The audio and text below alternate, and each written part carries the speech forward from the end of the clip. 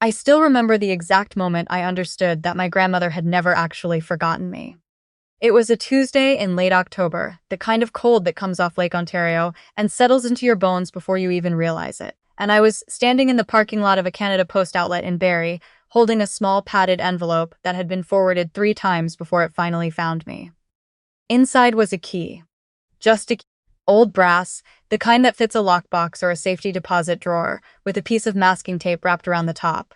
Written on the tape in handwriting I did not recognize were 4 words. For Nola. She'll know. I did not know. I had not known my grandmother at all, not really, not in any way that counted. I had been told for most of my life that she was cold and difficult, and that the distance between us was her fault, her choice, her doing.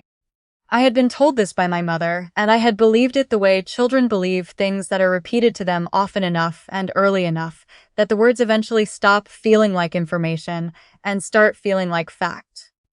I was 31 when that envelope arrived. I had spent 31 years not knowing that there was anything to know.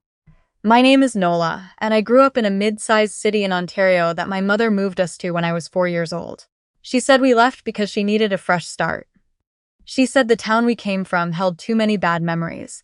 She said a lot of things over the years, and she said them with such certainty and such quiet authority that it never occurred to me, not once, to push back on any of them. My mother was the kind of woman who made silence feel like agreement. If you questioned her, she did not argue. She simply went very still and looked at you in a way that made you feel like you had done something gauche, something embarrassing, like tracking mud across a clean floor. I learned early that it was easier not to question her. Most people in her life had learned the same thing. My father left when I was 2. I had no real memory of him, only the absence of him, which is a different thing entirely. My mother did not speak about him often, and when she did it was brief and dismissive. He wasn't ready to be a parent, she would say, as though that explained everything and closed the subject simultaneously. I accepted that too. For a very long time, I accepted almost everything. We did not have extended family in my life. No aunts or uncles I knew, no cousins, no family dinners at someone else's house. My mother was an only child, she said. Her parents had both passed, she said.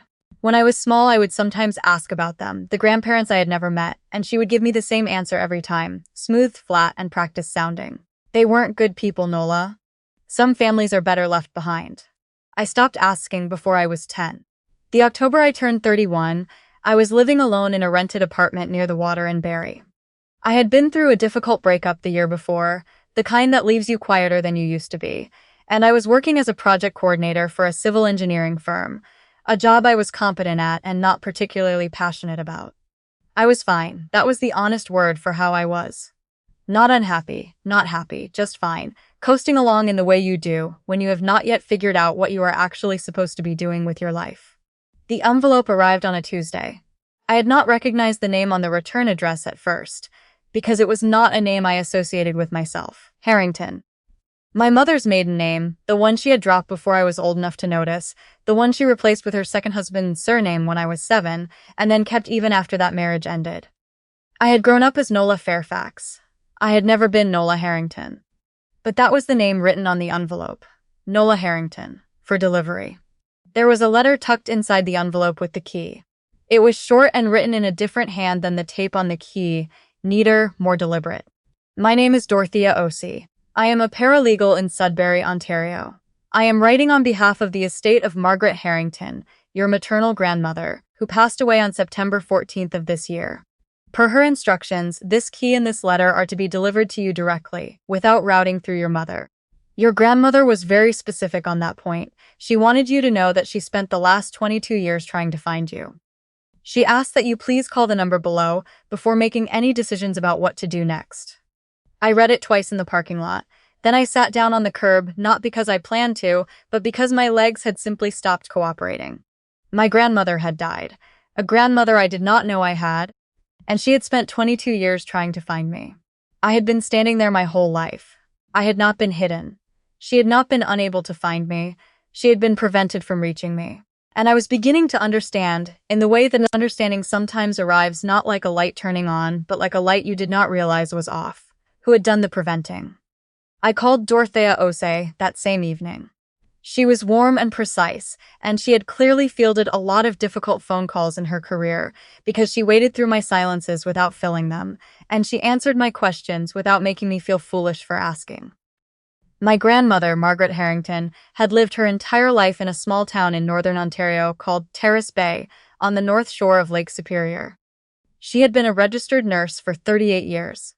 She had been widowed when my mother was 23. She had, by every account available, been a principled and deeply private woman who had made one catastrophic mistake in her life: trusting my mother to maintain contact with her only grandchild. Dorothea explained it carefully. When my mother left her hometown with me at age 4, she had told her own mother that she needed space, that she would be in touch, that she would not keep Nola from you forever. Margaret had waited. She had sent cards for the first 2 years that were never acknowledged. She had phone numbers that had been changed. She had eventually hired a private investigator, not to interfere but just to know that I was alive and safe, and by the time she found my general location and age, I was already 8 years old and she had spent 4 years being systematically shut out of my existence. She had tried writing letters through a lawyer when I was 12. My mother had sent back a formal response through her own lawyer stating that contact was unwelcome, and that if Margaret attempted to reach me directly, there would be legal consequences. Margaret had no legal standing to override that. She was not my custodial grandparent. She had no visitation rights under Ontario family law. She had no path forward that did not risk making things worse for me in a household she could not see into. So she had waited. She had kept a box. She had written letters she could not send. And when she understood, in her final months, that she was not going to recover from the cancer that had found her at 79, she had done the only thing left available to her. She had arranged for everything to be delivered to me after she was gone, routed around my mother entirely, and she had made Dorothea promise not to involve my mother in any step of that process. She was very clear, Dorothea told me.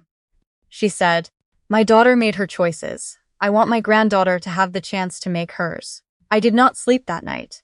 I lay on my couch with the key in my hand and thought about a woman I had never met, sitting in a house in Terrace Bay for 27 years writing letters to a grandchild who had been told she didn't exist. The key opened a safety deposit box at a small credit union branch in Sudbury. Dorothea had arranged everything. I drove up on a Saturday morning, 3 hours north on the highway, with the trees going orange and red on either side of the road, and Lake Huron glinting through the breaks in the tree line. The box was not large, but what was inside it took me the better part of an afternoon to get through. There were letters, 41 of them, organized by year, each one in its own envelope. Each envelope marked with my age at the time of writing. The first one was dated when I was 5. The last one was from 8 months ago, when my grandmother was already in palliative care and writing in a hand that had gone shaky and light at the edges. There were photographs. Some of them were of my grandmother, at various ages. Some of them were of my mother as a child and teenager, which was strange to look at, seeing her young and open-faced in a way I had never known her. And some of them, the ones that undid me completely, were photographs of me. Not many, a dozen. Shots taken from a distance, the kind that tell you someone hired someone else to take them. Me at a school fair, maybe 9 or 10 years old. Me outside a community rink in what was clearly winter. Me at 16 at what looked like a high school graduation ceremony, probably a friend's. She had never met me. But she had found ways to see me. And she had kept every image like something precious. There was also a handwritten document, signed and witnessed, that Dorothea had already filed with the estate. My grandmother had left me her house in Terrace Bay. Not a large house. A 2-bedroom bungalow on a street 2 blocks from the water, paid off, with a small savings account attached to the estate that Dorothea said would cover the property taxes and basic maintenance for several years, while I decided what I wanted to do with it. She had left nothing to my mother. The last item in the box was a folded note, separate from the numbered letters, written on a piece of plain white paper. It was addressed to me specifically, not to Nola Harrington or my granddaughter, but just to Nola. Like she knew me, like she had always known me. It said, "I kept your room the same color you chose when you were 3. You said you wanted the walls the color of the inside of a watermelon. I painted it pink with red trim and I never changed it. I thought that someday you would come and see it and you would understand that I had always been ready for you. I am sorry I could not fight harder. I was afraid of what your mother would do to your life if I pushed too far. Please don't be angry at the years. Use them. There is a man in Terrace Bay named Clifford who used to work with your father. He knows things I couldn't put in a letter. He has been waiting, too. I folded the note very carefully and put it in my jacket pocket. I sat in that credit union meeting room for a long time after the branch manager quietly excused herself and left me alone. The overhead light was the humming fluorescent kind. The table was that laminate wood patterned surface that exists in every institutional space across this country. It was profoundly ordinary, and I was coming apart in it. I cried the way you cry when the grief is not new, but you are only just now being allowed to feel it. Like something had been held back for years behind a door that was only now finally swinging open. I drove to Terrace Bay the following weekend. I had taken 4 days off work, told my manager it was a family matter, and I had not called my mother. I was not ready to have that conversation, and I was not sure I ever would be, not in the way she would expect it, not on her terms. Terrace Bay was small. Smaller than I had imagined. One of those northern Ontario towns built around a mill that had mostly wound down, leaving behind streets of older homes and a community that had figured out how to be something else. The kind of place that feels like it has been exactly this size for 50 years and is comfortable with that. Lake Superior sat at the end of the main road like a promise, flat and steel gray in the November light, wider than any lake I had ever seen in my life. My grandmother's house was on a quiet street called Birchcroft. The neighbor across the road had a key and had been checking on the place. His name was Earl, and he was in his early 70s, retired from the mill, with the particular Canadian sociability of people who live in small northern towns and have decided that being good to their neighbors is a form of dignity. He shook my hand at the door, and his eyes went a little bright when he saw me. "You look like her," he said, around the eyes. "Your grandmother. She'd have been glad to see you here." He handed me the key and did not try to come inside. I liked him immediately for that. The house smelled like old wood smoke and something floral, a candle or a soap, something that must have been hers. It was tidy and quiet and full of the personality of someone I was only now beginning to meet. There were books everywhere, organized by some system I couldn't immediately decipher. There was a reading chair by the window that faced the street, worn deep at the cushion in the way of a chair that has been used and loved for 20 years. There were plants that Earl had been watering, still alive, rangy and green in the gray autumn light. I walked through every room slowly, and then I found the pink room. It was at the end of the short hallway, the smaller of the two bedrooms. The walls were pale pink. The trim was a deeper red, not quite the inside of a watermelon, more like the color a 3-year-old would describe from memory. There was a twin bed with a white iron frame and a quilt folded at the foot. There was a small bookshelf with picture books on it, and above the books, lined up on the shelf, were a handful of small things. A set of colored pencils still in their tin, a pressed maple leaf in a small clip frame, a snow globe with a tiny moose inside. There was a card taped to the wall above the bookshelf, handmade, a piece of folded construction paper, the kind from an art supply store. On the front, someone had drawn a very careful sun with a yellow marker. Inside the card it said, in the same shaky handwriting from the last letter, "Happy birthday, Nola. I love you, Grandma Margaret." The card was dated the previous July. My birthday is in July. She had made me a birthday card for a room I had never slept in, and she had taped it to the wall, and then she had gone into the hospital and she had not come home. I sat on the floor of that room, and I did not try to stop what happened next. I found Clifford 3 days later. He was not hard to find in a town that size. Earl knew him. As it turned out, Earl knew almost everyone, and he walked me over on a gray Wednesday morning to a house 2 streets over. Clifford was 67, a big quiet man with a gray beard and careful eyes, the kind of person who speaks slowly because he is thinking about each word before he says it. He had worked with my father at the mill for 12 years. He and my father had been, by his description, close friends in the way that men in small towns sometimes become, the kind of friendship made out of shared work and quiet proximity and not a lot of formal declaration. He poured tea without asking if I wanted any and set a plate of cookies on the table that I was fairly certain he had bought specifically because he knew I was coming. Then he sat down across from me and looked at me for a moment in a way I was beginning to recognize, that particular expression of people who have been holding a thing for a long time and are finally being asked to put it down. My father's name was Owen Marsh. He had grown up in Terrace Bay. He had met my mother at a summer festival in White River when they were both in their early 20s, and by the following spring she was pregnant with me. They had not been together long enough to be married. They had been together long enough to love each other, which Clifford said with a plainness that made it clear. He had thought about how to say it, and this was the most accurate version. When my mother decided to leave, Owen had not fought it.